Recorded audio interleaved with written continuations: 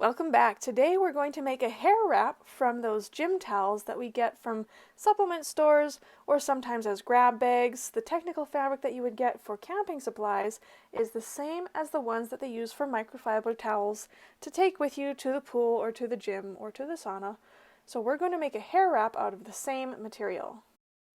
The best part about this fabric is that it's fairly forgiving for pin or needle marks, which means as I create the design, any pin or needle marks that go into the fabric are self-healing, which means that any pin marks I make in my project will disappear when I finish. So here I've gone and lined up a hair wrap that I already have and the hook or handle that currently exists on the two towels that I happen to have purchased. However, I'm only going to use one of the towel's handles, and I will flip the opposite towel the other direction to save that handle for a future project. It is also important to note that you must start with a pattern that fits your head, whether you start with an original garment and copy it, or you buy a pattern online. It is also important to note that when you choose your fabrics, you pre-wash to avoid any of the coloring or dye from flaking off over time. One factor I had when choosing my fabric was that my fabric already had seam finishing, a type of seam finishing that I decided to include in the finished project because it suited the purpose of my project here. Please excuse the lighting, I should also mention. So now you can see I've laid out the current hair wrap that I have and aligned it to the fabric in the layout that I would choose.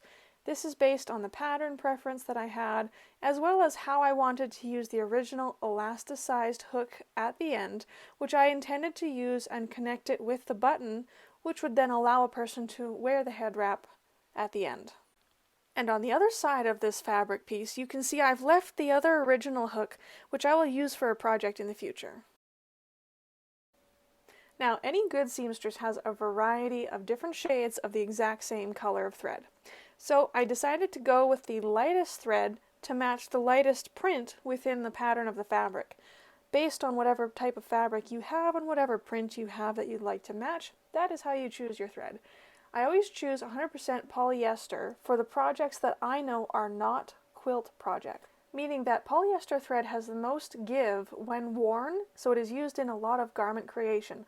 Cotton fabric tends to tear but is used well for beddings and other types of fabrics. I also decided to bust out my sewing clips and actually put them to good use here. Some projects I can line up just eyeballing the seams, but this one I wanted to have an exact match, not because I was matching patterns, but because I was rather trying to make sure that I saved as much of the actual piece as I could to put towards the actual wear of the garment in the end. So with this project, I decided not to use as generous of a seam allowance as I could have. Again, being mindful that the type of thread I used also had to work with the type of button and closure I decided to use. Because of the type of elastic that was already included on this type of fabric, on this particular towel, I decided to go with the clear button so that it would not take away from the design of the garment already, not clashing with the design, the style, the color, but also it would be large enough to use with the type of elastic used on this towel already constructed into the project.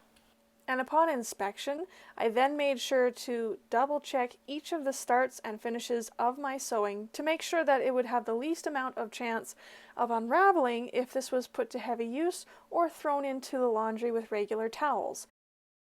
To reinforce this button, I actually chose to use a small button on the opposite side of the fabric to make sure that when the button was pulled on and used with the elastic closure, it didn't end up pulling the stitching through the fabric over time.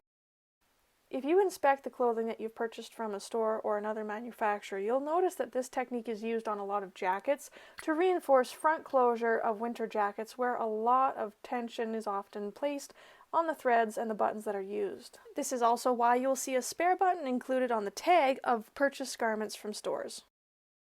Here's the finished project. Worked perfectly, kept my hair dry. Thank you for watching. Please consider subscribing and sharing this video with your friends and makers of all interests.